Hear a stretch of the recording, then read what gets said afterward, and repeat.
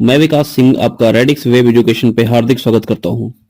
और दोस्तों, आज की हमारी क्लास है ज्योमेट्री की और ये दूसरी हमारी बेसिक क्लास है। लेकिन आज हम यहाँ पे कुछ पैरेलल लाइंस के बारे में डिस्कस करेंगे और साथ के साथ फिर हम यहाँ पे दो प्रमेय को भी डिस्कस करेंगे। तो ये दोनों प्रमेय जो हैं काफी इंपॉर्टेंट भी हैं, यानी कि थ्योरम्स, और हमारे एग्जाम्स में लगातार पूछी भी जाती हैं। तो चलिए शुरुआत करते हैं और समझते हैं जरा कुछ बेसिक्सली इस सारी बातों को। चलिए देखिए, पैरेलल लाइंस की अगर बात करें दोस्तों, तो दो रेखाएं ऐसी जिनके बीच की दूरी हमेशा कैसी हो, नियत हो, उन्हें क्या बोलते हैं? पैरेलल लाइंस बोलते हैं। यानी कि अगर मैं बात करूं यहाँ पे, ये ए बी लाइन हमारी मान लेते हैं, ये ए हो गई और ये बी हो गई, है ना, ये ए बी रेखा और ये हमारी हो गई सी डी रेखा। अगर मैं बोलूं कि ये ए बी और सी डी पैरेलल है तो मैं कुछ एरो से डिनोट करूंगा। जैसे मान लीजिए ये एरो मैंने लगा दिया, इस एरो का मतलब क्या हो गया कि दोनों रेखाएं कैसी हैं? समांतर हैं। क्लियर है? तो इस बात को जरा ध्यान रखिएगा कि समांतर रेखाओं के लिए एरो वगैरह का इस्तेमाल करते हैं। अब अगर मैं आपसे बोलूं कि ये दो समांतर रेखाएं हैं ए बी और सी डी, तो मैं इसको ऐसे भी रिप्रेजेंट करता हूं, ए बी, ये पैरेलल के लिए ये वाला साइन, ठीक है, और सी डी।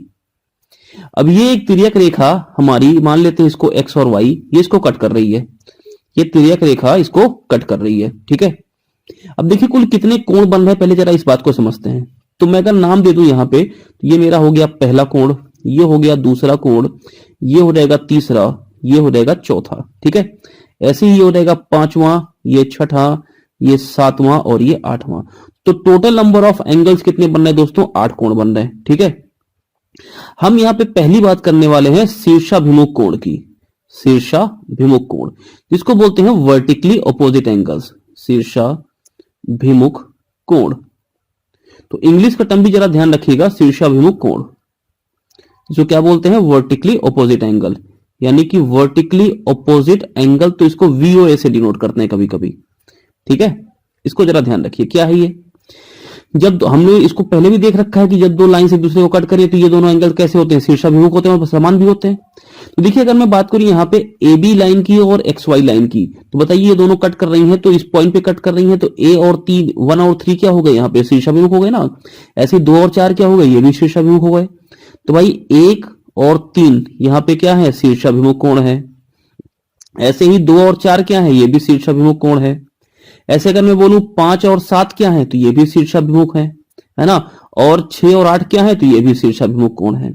तो ये जो मैंने ब्रैकेट्स में लिखे हैं, ये सारे कोण एक दूसरे के शीर्षाभिमुख हैं। यानी 1 3 का शीर्षाभिमुख, 2 4 का, 5 7 का, 6 और 8 का। तो एक बात नोट कर लीजिए कि जो शीर्षाभिमुख कोण होते हैं वो कैसे होते हैं? समान होते हैं। शीर्षाभिमुख कोण कैसे होते हैं? समान होते हैं, ठीक है। इस बात को आप अच्छे से नोट कर लीजिए पहले। चलो भाई फिर आगे चलते हैं, जरा समझते हैं कुछ और बातों को। तो इसका मतलब हो गया कि हमें क्या क्या मिल गया? हमें मिल गया कि 1 और 3 बराबर है, 2 और 4 बराबर है, 5 और 7 बराबर है और 6 और 8 बराबर है, ठीक। चलिए आगे बात करते हैं एकांतर कोण की। एकांतर कोण जिसको बोलते हैं कि ऑल्टरनेट एंगल, एकांतर कोण। अब ये एकांतर कोण क्या होता है? क्या बोलते हैं इसको? ऑल्टरनेट एंगल, ठीक है। अब ये क्या होता है? बोलना ना एक के अंतर पर। तो ऐसे एकांतर कोण दो तरह के होते हैं। एक होता है हमारा आंतरिक एकांतर कोण, इंटरनल ऑल्टरनेट एंगल, ठीक है। और दूसरा होता है हमारा बाह्य एकांतर कोण। तो एकांतर कोण ये दो तरह के होते हैं। अब जैसे यहां पे देखो, आंतरिक की अगर हम बात करें तो ये 4 है ना और ये 6 है, ये दोनों क्या है? ये आंतरिक एकांतर कोण है ना। ये 4 और 6 क्या हो गए? आंतरिक एकांतर कोण। ऐसे ये जो 3 है और ये 5 है, ये क्या है? ये आंतरिक एकांतर कोण है। क्लियर है? ये जो 1 है, ठीक है, और ये जो 7 है, ये देखो बाहर के कोण है और एकांतर भी है, क्योंकि एक लाइन के इधर इधर है। तो लाइन के इधर इधर जो होंगे ना ऑपोजिट साइड, ये क्या होंगे? एकांतर। जैसे देखो ये 4 था ना, 4 4 6 के क्या है? एकांतर पे। क्यों? क्योंकि एक लाइन की इस तरफ है, दूसरी वाली लाइन के इस तरफ है। ऐसे ही देखो 3 और 5 क्या है? एकांतर है, क्योंकि एक लाइन के एक तरफ और ये लाइन के दूसरी तरफ, ठीक है। ऐसे ही देखो 1 और 7 कैसे हैं? ये भी एकांतर है, एक लाइन के इस तरफ है, एक दूसरी लाइन के इस तरफ है। और ऐसे ही 2 और 8 भी क्या है? एकांतर है। तो दो तरह के कोण होते हैं, आंतरिक एकांतर और बाह्य एकांतर। तो मैं जरा पहले आंतरिक एकांतर की बात करता हूं कि कौन कौन आंतरिक एकांतर है। तो 3 और 5 आंतरिक एकांतर है। ऐसे ही 4 और 6 ये भी कैसे हैं? आंतरिक एकांतर है, ठीक है। आगे अगर बोलूं दोस्तों यहां पे, तो ये ध्यान रखना बेटा कि 1 और 7 ये बाह्य एकांतर है, 1 और 7 ये बाह्य एकांतर है, और 2 और 8 ये बाह्य एकांतर है। ठीक है, और जितने भी कोण होते हैं ये भी कैसे हैं, यहां पे समान है, यानी कि आंतरिक और बाह्य एकांतर भी आपस में कैसे होते हैं, समान होते हैं।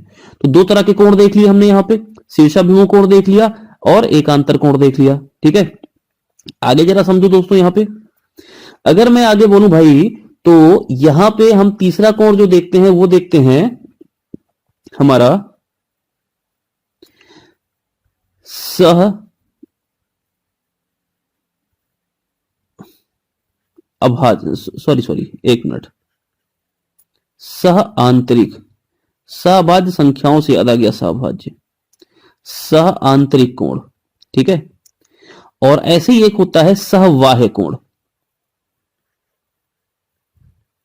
सहबाह्य कोण। ठीक है, सह आंतरिक को बोलते हैं को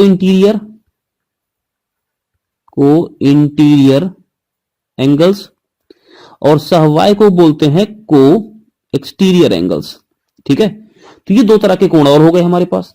अब ये सह आंतरिक क्या होता है और सहबाह्य क्या होता है, तो देखो जैसे कभी आप आईटी वगैरह की कंपनियां देखे हो ना, वहां पे आप कई सारे लोग कंप्यूटर पे एक ही साइड बैठे होते हैं, देखो ऐसे ना, ये होते हैं ना ऐसे ऐसे ऐसे ऐसे, ये क्या है, ये एक ही साइड बैठे हुए हैं सारे के सारे, तो ये क्या है, ये कोलिग्स बोलते हैं ना, कोलिग्स यानी साथ साथ, ऐसे लोग जो साथ साथ काम करें उनको कोलिग्स बोलते हैं।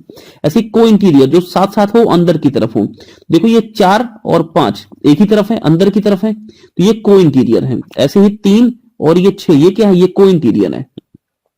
तो 4 और 5 को इंटीरियर हो गए, लेकिन को इंटीरियर समान नहीं होते हैं, यहां पे मैं बताता हूं भी क्या होता है। और 3 और 6 ये भी क्या हो गए, ये भी को इंटीरियर हो गए। और को इंटीरियर का यहां पे जो योगफल है, ठीक है, को इंटीरियर एंगल्स का योगफल वो कितना होगा, 180 डिग्री होगा। ठीक है, इस बात को भी ध्यान रखना कि सह आंतरिक कोणों का योगफल कितना होता है, 180 डिग्री होता है। अब जरा सहबाह्य कोण की बात करते हैं भैया यहाँ पे, तो सहबाह्य कोण कौन कौन से हैं, यहाँ पे देखो एक ही तरफ है और बाहर की तरफ है ना, तो ये 1 और 8 सहबाह्य हो गए। ठीक है, ऐसे ही 2 और 7 सहबाह्य हो गए, तो इनका भी योगफल कितना हो जाएगा, 180 डिग्री हो जाएगा। यानी सह आंतरिक कोणों का आपस का योगफल कितना होता है, 180 होता है। सहबाह्य का योगफल कितना होगा, 180 डिग्री होगा, है ना। अच्छा, आगे अगर मैं पांचवें कोण की बात करूं तो ये होता है हमारा संगत कोण, संगत कोण। ठीक है, इसको एडजेसेंट एंगल भी बोलते हैं, क्या बोलते हैं, एडजेसेंट एंगल। अब जरा समझो ये संगत कोण क्या होते हैं। जैसे देखो आपने कभी रो हाउसेस देखे हैं ना, कैसे होते हैं, अगर ये रो हाउसेस हैं तो ये एक घर हो गया, ये दूसरा घर हो गया, इस घर की ये जो दीवार ये कॉमन रहती है दोनों के लिए, इस वाले घर के लिए इस वाले घर के लिए एक दीवार क्या होती है, कॉमन होती है। तो दोनों ही एंगल क्या होते हैं हमारे, एडजेसेंट होते हैं, यानी संगत होते हैं। देखो अगर मैं इस पीली वाली रेखा को कॉमन मान लू, इस वाली रेखा को, तो ये वाला 1 और ये 4 क्या हो गए, एडजेसेंट हो गए। अगर मैं इसको कॉमन मान लू, ये देखो 1 और 2 क्या हो गए, एडजेसेंट हो गए, बगल बगल हो गए। ऐसे ही 2 और 3 क्या है, एडजेसेंट है, 3 और 4 क्या है, एडजेसेंट है ना। तो ये बगल बगल वाले एंगल्स एडजेसेंट एंगल्स कहलाते हैं। और यहां पे एडजेसेंट का योगफल भी कितना होगा, 180 डिग्री होगा। क्लियर है इतनी बात। तो इतनी बातें हम लोगों ने देख ली भाई। यहां पे शीर्षाभिमुख कोण क्या होता है, एकांतर क्या होता है, सह आंतरिक क्या होता है, सहबाह्य क्या होता है, और संगत कोण क्या होता है। क्लियर है। तो पैरेलल लाइन से ये 5 तरह के कोण हमें देखने को मिल गए। अब देखो जरा इन सारी बातों को अगर हम दरकिनार करें भाई और कुछ और बातों पे डिस्कस करें, तो जरा एक बात ध्यान देना, यहां पे 1 और ये 3 बराबर, क्यों, क्योंकि शीर्षाभिमुख है, ये ध्यान रखना, 1 3 बराबर हो गए।